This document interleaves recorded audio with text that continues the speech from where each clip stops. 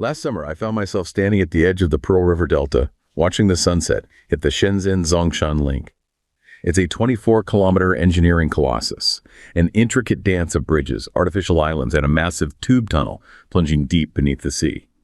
There's a clinical, almost eerie efficiency to it. 100,000 vehicles will cross it before dawn, moving with the rhythmic pulse of a civilization that has mastered the physical world. It feels like standing in the future. But then I thought about California. Back in 1996, California voters were promised a dream. A high-speed rail that would whisk travelers from San Francisco to Los Angeles at 220 miles per hour.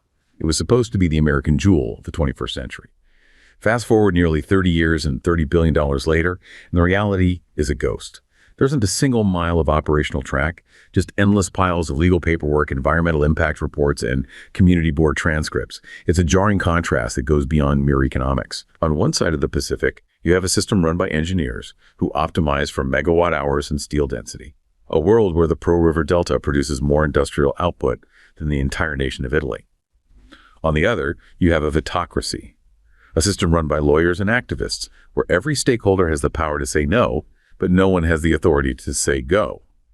That sudden realization that one culture treats infrastructure as a vital sign of life while the other treats it as a legal battlefield left me wondering, are we witnessing a civilizational divergence?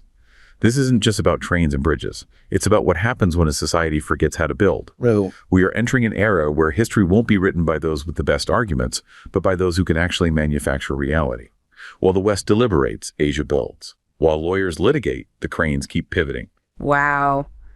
That is a very powerful way to frame it. And honestly, it's the only place we really can start this conversation. It just hits you, the physical reality of it. It does, because that feeling you described, that contrast, Yeah. It's not just about a bridge versus a failed train line. It's about a fundamental divergence in what I've started to think of as civilizational velocity. Civilizational velocity feels like a term from physics, which is, I guess, what we're talking about today, the physics of state capacity. Exactly. We're looking at two completely different operating systems for how a society interacts with the physical world.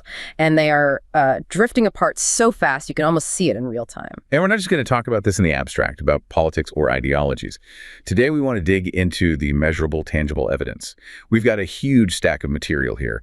Technical reports on power grids, deep dives on urban planning in Asia, logistics data. Right. Because we get so obsessed with abstractions, don't we? We look at GDP figures, stock markets, and we treat them as the ultimate measure of a nation's health. But you can't live inside a stock market index. You can't. And you can't get power for your home from a GDP report. So today, our mission is to strip all that away and look at the actual vital signs of a civilization. Things like, port throughput in tons, energy density in megawatts, concrete poured. And the core tension we're going to keep coming back to is this idea of technocratic governance versus litigious governance. That's the split. A technocratic system is optimized for one thing: output, efficiency, getting the thing done. A litigious system, which is what we've increasingly moved towards in the West, is optimized for something else entirely. For process. For process, for procedure, for debate, for ensuring every single stakeholder has their day in court and the right to say no. It's a system designed to litigate a blueprint, not execute it. So to really understand this, we're going to break it down using the anatomy of state. First, we'll look at the nervous system. Missing the grid. Then the circulatory system. Logistics, ports, ships, how things move. And finally, the skeletal structure. Yeah. Housing and the cities we live in. It's the only way to see the full picture. All right, let's start with the nervous system then. Energy. Because, without it, nothing else works. It's the base layer. And to get us into this, I want to start with a story I came across about an engineer.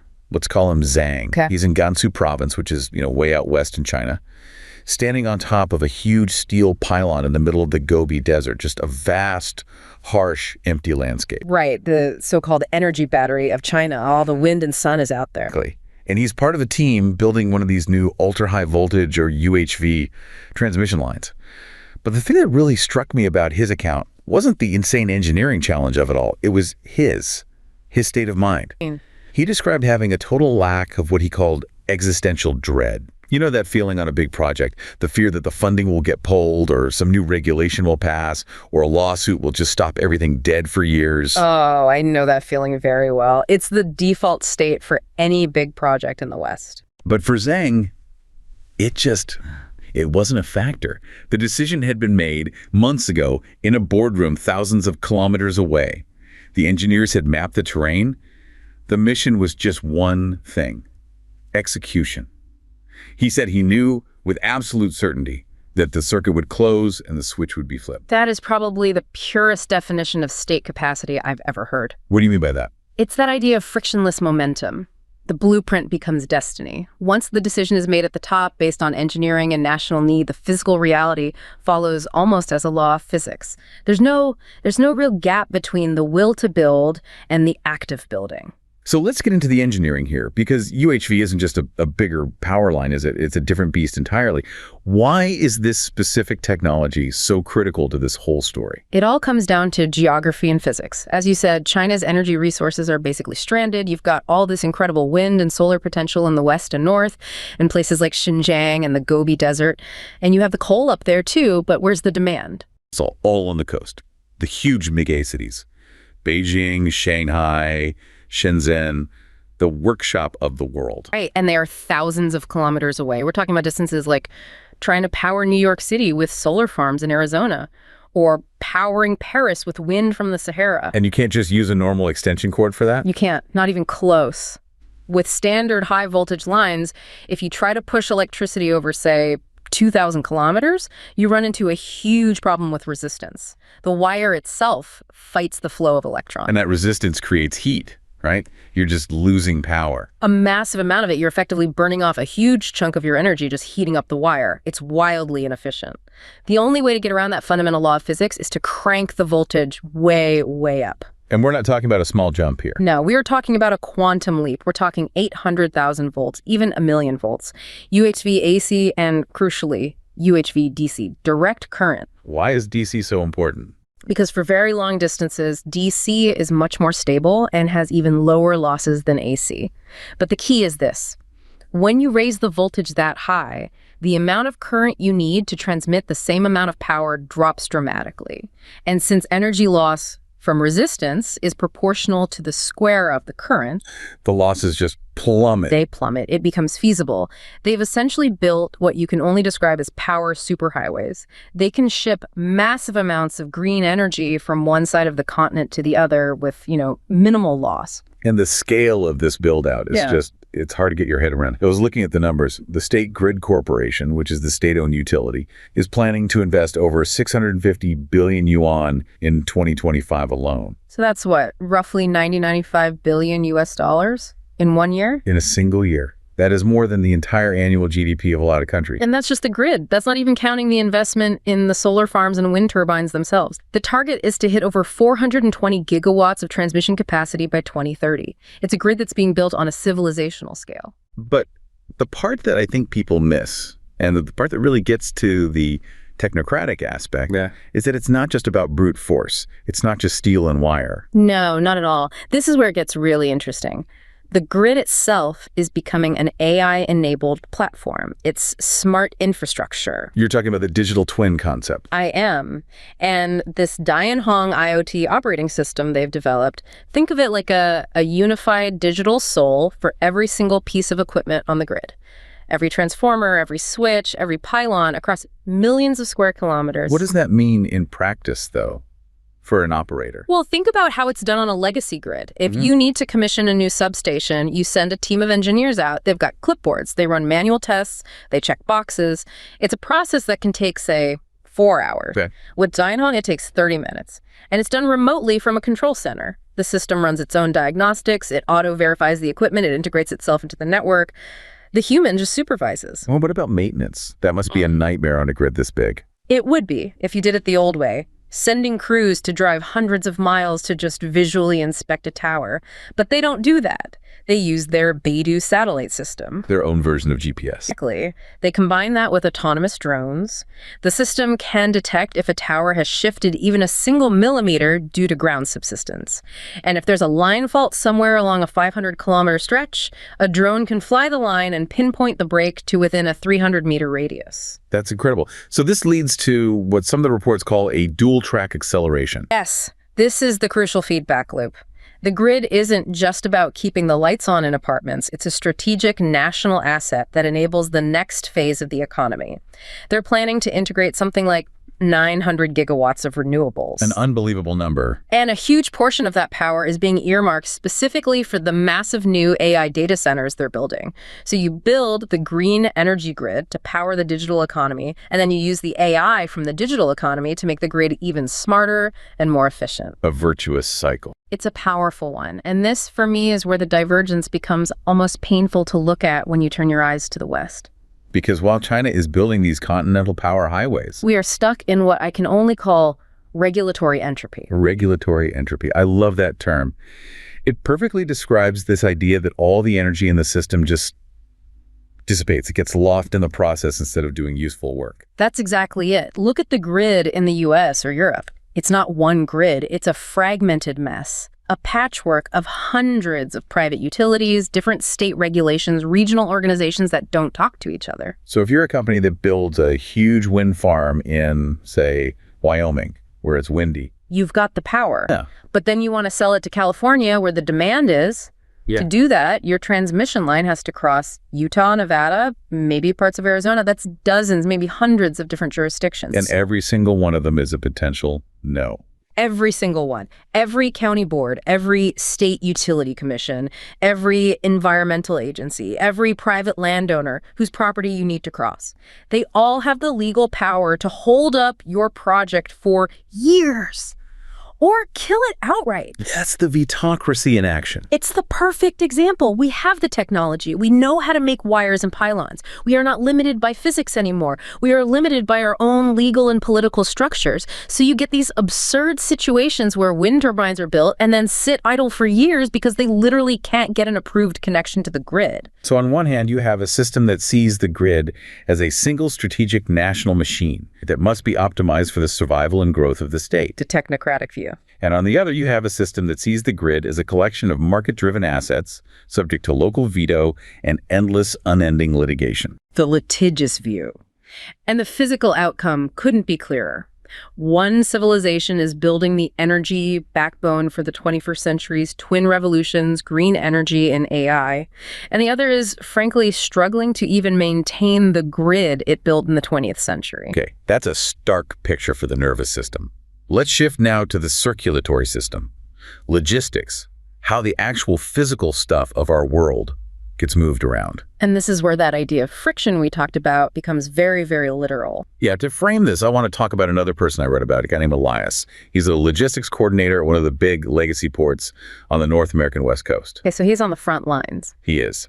And his description of a typical Tuesday morning was just haunting. He talked about looking out at the ocean and seeing dozens of massive container ships just sitting there on the horizon, not moving. He called them ghost cities floating on the water. That image, the queue of ships off the coast of LA, that became the defining image of the whole supply chain crisis, didn't it? But what Elias made really clear was that the problem wasn't a physical one. Not really. The ships weren't broken. The cranes on the shore weren't broken. They could physically lift the containers. The problem was onshore. What kind of problem? He described it as a labyrinth, a maze of overlapping union negotiations, environmental lawsuits that were blocking any attempt to expand or upgrade the port, and just layers and layers of procedural red tape that made it impossible to install modern automated equipment. Automation, the third rail of port politics. Exactly, and he had a great term for all of it. He called it phantom costs. The costs you can't see on a balance sheet, but which grind the entire system to a halt. Elias is describing what we were just talking about, but in a different context. It's parasitic friction. It's a system that has slowly, over decades, accumulated all these rules and protections that now actively prevent it from doing its core job. We've traded efficiency for something else. We've traded throughput for procedure. We've decided that protecting every legacy process is more important than actually moving the goods efficiently. It's a choice. And when you look at the data, the outcome of that choice is, it's brutal. If we look at the top container ports in the world by traffic, measured in TEUs, the standard 20-foot container unit, it's not even close. No, it's a complaint route. The top of the list is just a sea of red flags. Shanghai, Ningbo, Zhoushan, Shenzhen, Guangzhou, Qingdao. It's just one Chinese port after another. Shanghai alone handles over 40 million TEUs a year. It's a staggering number. It's more than all the ports in the United States combined, I believe. Yeah. And then you scroll down the list, way down the list, and you finally find the port of Los Angeles Long Beach. It handles a fraction of that volume. But again, it's not just about the raw numbers. It's about the philosophy. Yeah. It's about what the source material calls the industrial imperative. Yes. In these huge Asian hubs, automation isn't something they're scared of. It's the baseline. It's the standard operating procedure. Can you break that down? Why is the view on automation so fundamentally different? In places like China or Singapore, they view the supply chain as an issue of national sovereignty, of civilizational resilience. To them, the port is the literal heartbeat of the nation's economy. If it stops, the country starts to die. You don't let something that important depend on unpredictable human factors if you can avoid it. So you automate it. You automate everything. You build entire terminals, like the one at Yangshan Port in Shanghai, that are almost fully automated. You have these robot-like automated guided vehicles, AGVs, gliding around silently in the dark, moving containers 247. Cranes operated remotely from comfortable control rooms. It's quiet, it's relentless, it's efficient, it never goes on strike. Now contrast that with what Elias is dealing with, or what we see in European ports like Rotterdam or Antwerp.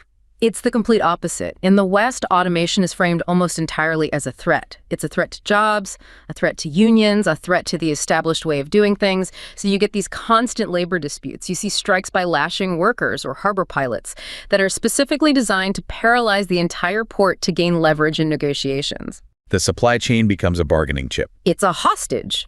The various stakeholders, the unions, the local boards, the environmental groups, all have the power to hold the entire system hostage to get what they want. So System 1 optimizes for constant, uninterrupted flow. System 2 has built-in choke points that can be used as leverage. That's a perfect way to put it. And the strategic implication of this is huge. It goes to this concept I found really powerful, manufacturing sovereignty. Right, we often think about deindustrialization just in terms of lost jobs, an economic problem. But the argument here is that it's something much deeper and more dangerous. The quote that stuck with me was, "Deindustrialization is civilizational cognitive decline." That's a heavy phrase. Cognitive decline. Think about what it means. Knowledge isn't just something you can look up in a book or a database. Real, practical knowledge exists in the doing. It's in the muscle memory of your skilled workers. It's in the institutional knowledge of your engineering firms. It's in the complex dance of your supply chains. So if you stop doing something, you forget how. You literally forget how. If you outsource shipbuilding for 2 generations, you don't just lose the shipyards. You lose the naval architects, the master welders, the engineers who know how to manage a project that complex. The knowledge itself atrophies. We saw a terrifyingly real example of this during the pandemic with PPE. Full perfect example. Suddenly, we desperately needed masks and gowns and ventilators, and we realized we couldn't make them. Not at scale. We had the money, we had the demand, but we had forgotten how to manufacture reality. We could write contracts, we could fly planes to pick them up, we could sue people. We could do all the paperwork, but we couldn't make the physical object. And that's the point. True sovereignty in the 21st century isn't just about having a strong military or a big GDP. It's about your ability to manipulate the physical world to meet your needs. If one part of the world is building that capacity and another is letting it decay, you become dependent. You become a client state. You become dependent on the builders for your very survival.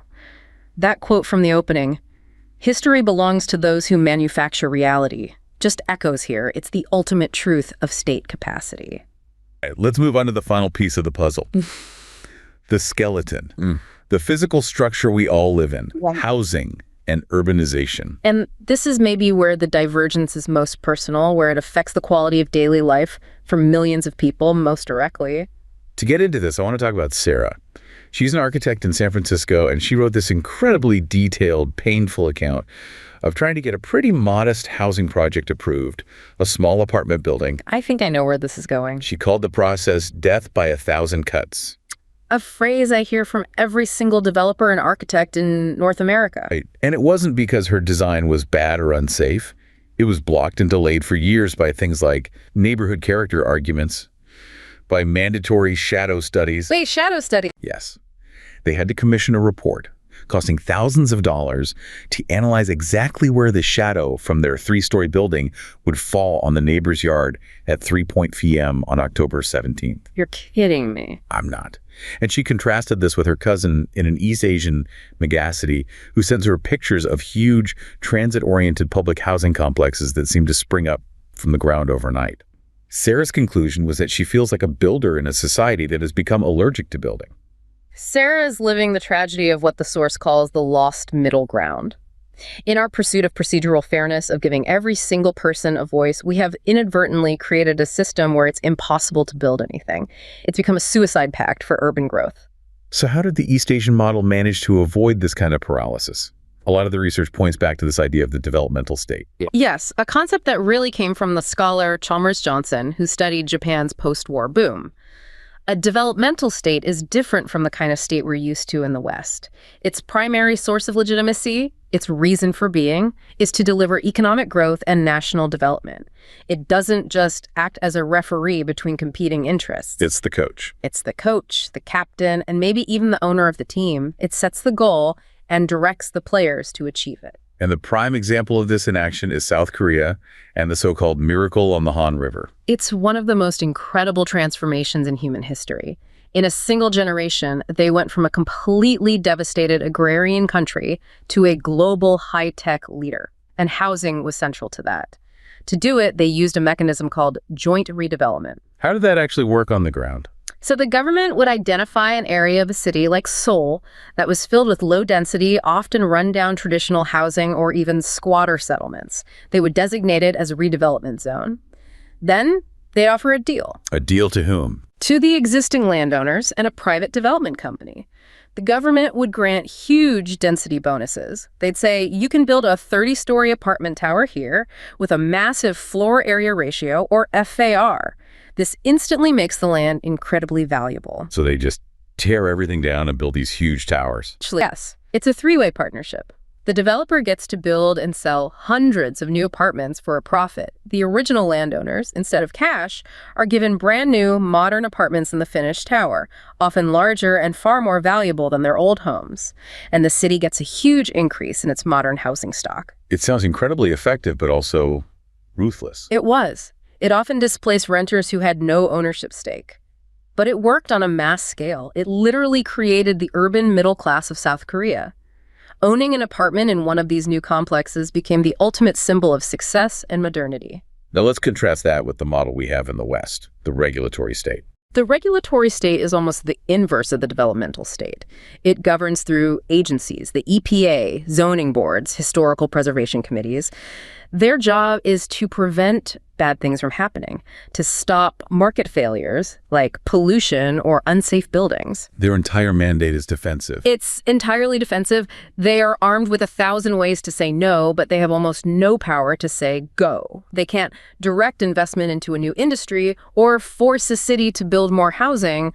They can only react and regulate. So we have a system that is excellent at stopping a bad project, but completely inept at ensuring a good project actually gets built. That's the core of it. And this leads directly to the rise of NIMBYs I'm not in my backyard.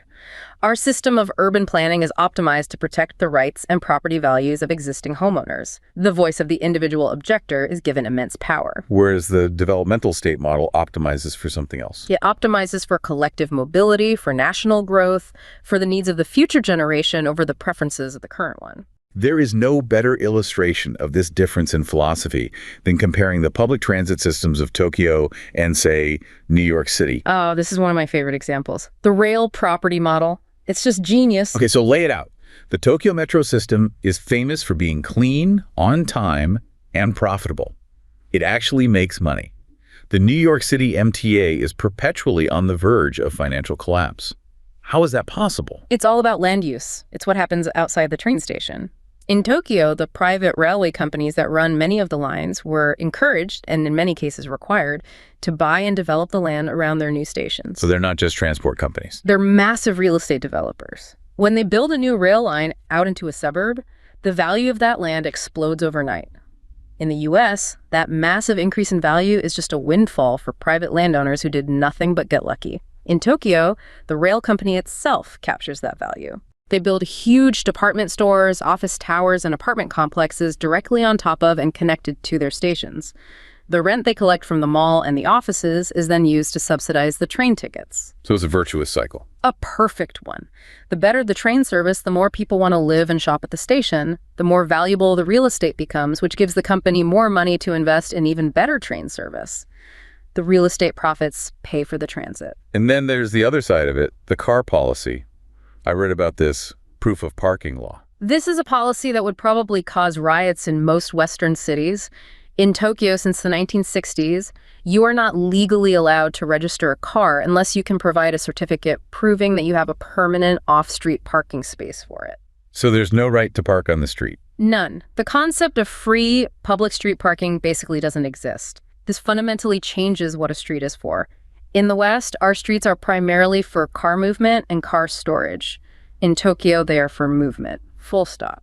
And the effect is that you don't need to fight cars for space. Exactly. And you don't need to use the stick of congestion pricing to try and force people out of their cars. Tokyo uses the carrot. The trains are so good, so clean, so convenient, and owning a car is so expensive and such a hassle that taking the train is simply the most logical choice for most people. It's integrated system design versus a fragmented battle over scarce resources. It's the hard state versus the soft state. The developmental state acts with the confidence that it knows what's best for the collective good, and it aligns all the incentives to pull society in that direction. The regulatory state just mediates an endless fight between competing interests, and the result is usually gridlock. So we've taken apart the anatomy of this divergence. We've seen it in the nervous system of energy, the circulatory system of logistics, and the skeleton of housing. But let's zoom out one last time to the philosophical level.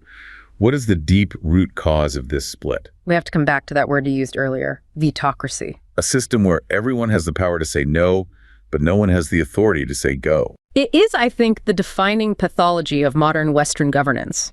In the name of fairness and inclusion, we have distributed power so widely to the courts, to regulatory agencies, to local committees, to nonprofits, to any individual with legal standing, that the default outcome for any ambitious project is failure. The status quo is the only path of least resistance. While the technocratic model in the East relies on a completely different structure. It relies on vertical decision chains. When they decided to build that Shenzhen-Zhongshan link, the key questions were engineering problems. What's the right concrete mix? How do we design the ventilation for a tunnel this long? And in California, for the high-speed rail, the key questions are legal ones. Exactly. How do we write this 10,000-page environmental impact report so that it's bomb-proof against the inevitable half-dozen lawsuits? Which interest group do we need to placate this week? And all that energy, all that human capital just gets burned up. That's regulatory entropy. We are wasting the brainpower of our smartest people on compliance and litigation instead of on creation and innovation. There's also the factor of time horizons, isn't there? A huge factor. The civilizational velocity is fundamentally tied to the political calendar. Western democracies run on very short election cycles. 2 years, 4 years. This creates an almost unbreakable bias towards short-term thinking. No politician wants to start a 30-year infrastructure project. Of course not. Why would you? It means years of disruption and complaints, and the ribbon-cutting ceremony will go to your political rival a decade after you've left office. The incentive is to do small, visible things that pay off before the next election. You plant a shrub, not an oak tree. You contrast that with a system that operates on 5-year plans or on 30-year strategic visions for national development. They can build a UHV grid that won't show a full return on investment for 20 years. They can build a port that anticipates trade volumes a decade from now. They're playing a much longer game. This is the essence of the hard state you mentioned, the ability to absorb short-term pain for long-term gain. It's the ability to resist the immense pressure from short-term interests. A hard state can tell a powerful lobbyist, no. It can overrule a neighborhood association that doesn't want an apartment building. It can prioritize what it determines to be the long-term national interest over the immediate complaint of a local group. Now, to a lot of our listeners in the West, that's going to sound dangerous. It sounds like authoritarianism. And we shouldn't shy away from that. It is a more authoritarian model. There's no question. We rightly cherish our individual freedoms, our property rights, our right to object. But we have to be honest with ourselves that those values come with a cost. A trade-off. A direct trade-off.